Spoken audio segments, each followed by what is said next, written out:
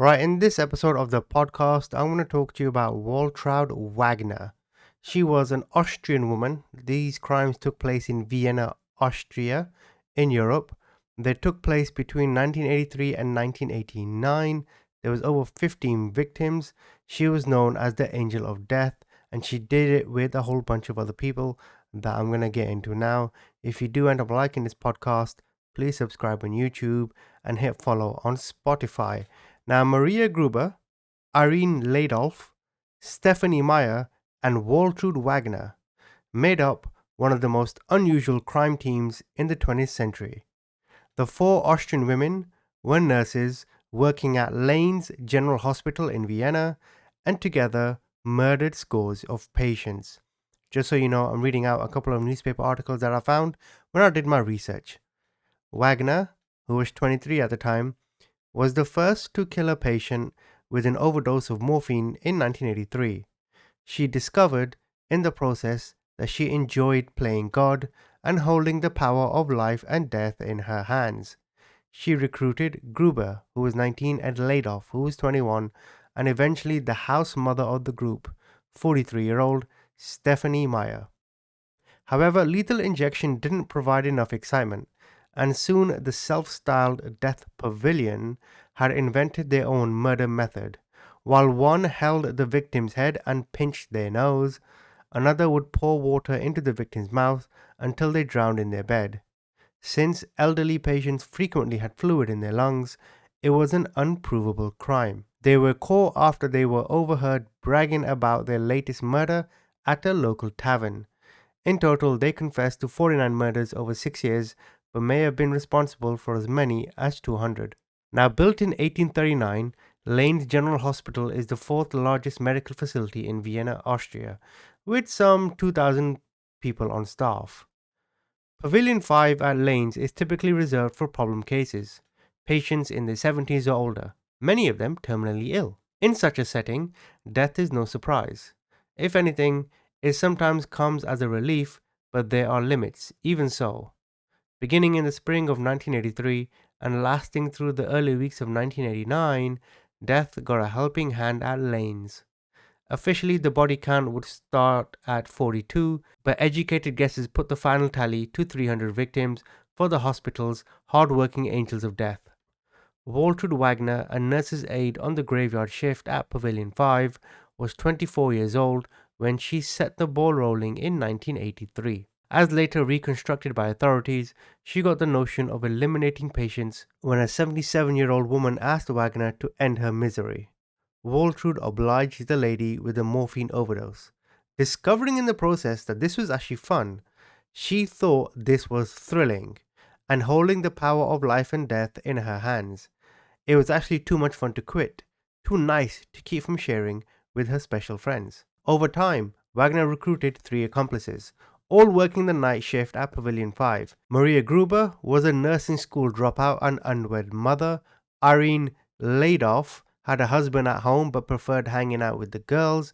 Stephanie Meyer, a divorced grandmother older than Waltraud. And Stephanie Meyer, who was a divorced grandmother and considerably older than Waltraud, who immigrated from Yugoslavia in 1987. She wound up at Lane's, soon joining ranks with her murderous cronies. As described by prosecutors at her trial, Wagner was the most sadistic of the group, instructing her disciples on the proper techniques of lethal injection, teaching them the water cure, wherein a patient's nose was pinched, the tongue depressed, and water was poured down the throat. The victim's death, while slow and agonizing, appeared natural on a ward where elderly patients frequently die with fluid in their lungs. In the police view, Wagner awakened their sadistic instincts. Soon they were running a concentration camp, not a hospital ward. At the slightest sign of annoyance or complaint from a patient, they'd planned the patient's murder for the following night. Annoyances in Waltraud's book, including snoring, soiling the sheets, refusing medication, or buzzing the nurse's station for help at inconvenient times. In such cases, Wagner would proclaim this one gets a ticket to God, executing the murder herself or with help from one of the accomplices. Even with 4 killers working the ward, it took some time for the deadly game to accelerate. Most of the homicides linked to Wagner and company occurred after 1987, when Meyer rounded out the team, but Waltraud remained the prime mover and head executioner for what was soon nicknamed the Death Pavilion. Rumors of a killer at large on Pavilion 5 were widespread by 1988, and Dr. Javier Pesandorfo, in charge of the ward, was suspended in April 1989 for failure to launch a timely investigation. Still, it would be negligence among the killers that led to their ultimate downfall. Waltraud and her cohorts liked to have a few drinks after work, reliving special cases that amused them, chuckling over this victim's dying expressions or that one's convulsions. In February 1989, they were giggling over the death of elderly Julie Drappel. They treated her, or they thought they treated her, to the water cure for refusing medication and calling Wagner a common slut. When a doctor seated nearby picked up snatches of the conversation, the doctor was horrified. He went to the police, and a 6 weeks investigation led to the arrest of all 4 suspects on April the 7th. In custody, the Death Angels confessed to 49 specific murders, Wagner allegedly claiming 39 of her own. The ones who got on my nerves, she explained, were dispatched directly to a free bed with the good Lord. It was not always simple. She allowed, of course, the patients resisted. But we were stronger. We could decide whether these old fogies lived or died. This is Wagner explaining her thought process. Their ticket to God was long overdue in any case. There was immediate speculation on a much higher body count, Wagner's accomplices pointing guilty fingers at their mentor in a bid to save themselves. Alois Staker, head of Vienna's health department, quoted Irene Leadoff as being convinced that 100 patients were killed by Wagner in the past 2 years. Stephanie Meyer admitted helping Wagner out on several homicides that Waltraud managed to forget. Indeed, as the case progressed to trial, Wagner became increasingly reluctant to discuss her role in the murders. By late 1990, she had backed off her original boast of 39 victims, claiming a maximum of 10 patients killed to ease their pain.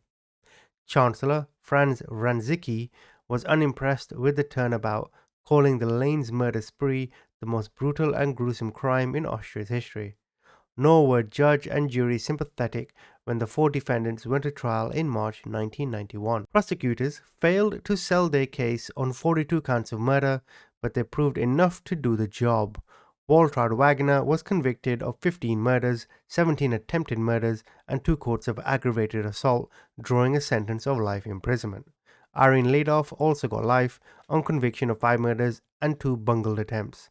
Stephanie Meyer earned 15 years for a manslaughter conviction and 7 counts of attempted murder, while Maria Gruber received an identical term for 2 murders.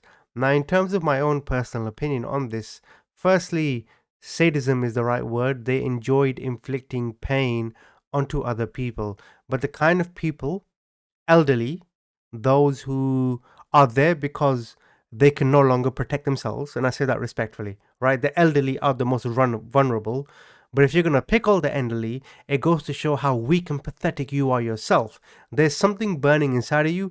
Whether if you're getting pleasure into killing other people, that must have stemmed from some kind of anger, right?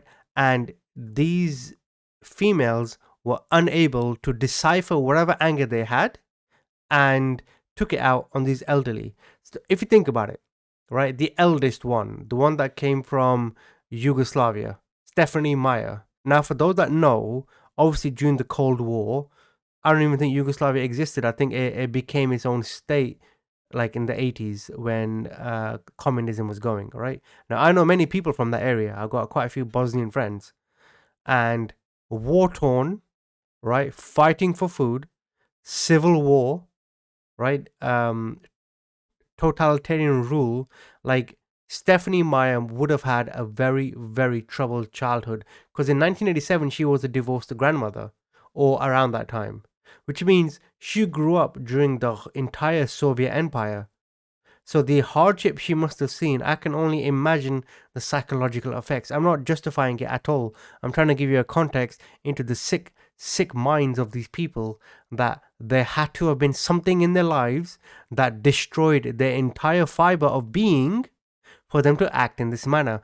Who in their right mind gets pleasure in killing other people, especially The LD, I know, there's many killers who get pleasure into killing other people. I know it's nothing new.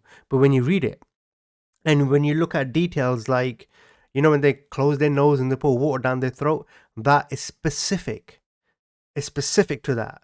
There was something about the way the patients gagged and choked and fought for their lives in that moment that these individuals found thrilling. In the case of Stephanie, she would have seen a lot of kids die. She would have seen a lot of people suffer. And now, her seeing others suffer, maybe it's revenge in her mind. Maybe it's like, well, this happened to me, so now it's gonna happen to you. I don't know. I know it's far fetched, but I'm trying to give context to why anyone would act in this way. I mean, if we take the main perpetrator, Waltraud Wagner, this all for her was just a power trip. If you try and break it down, controlling these three women are her disciples, the power over them and the elderly, where she could do whatever she wants, and the notion that she could play God by taking life is just playing into her own ego. I mean, maybe Friedrich Nietzsche was right. Maybe might is right. That's a different discussion. But it's clear to me that these women are some of the most perverted, sick, inhumane stories I've ever read, taking place in Austria, which, by and large, generally speaking, doesn't really have a presence in the global landscape. I don't mean that in a bad way. I'm trying to say, when do you ever hear stories coming out of Austria? Right? Quiet country, does its own little business, doesn't cause a ruckus. So hopefully these guys will never ever ever be released from prison if indeed they're still alive, and may their victims rest in peace. Thank you for listening.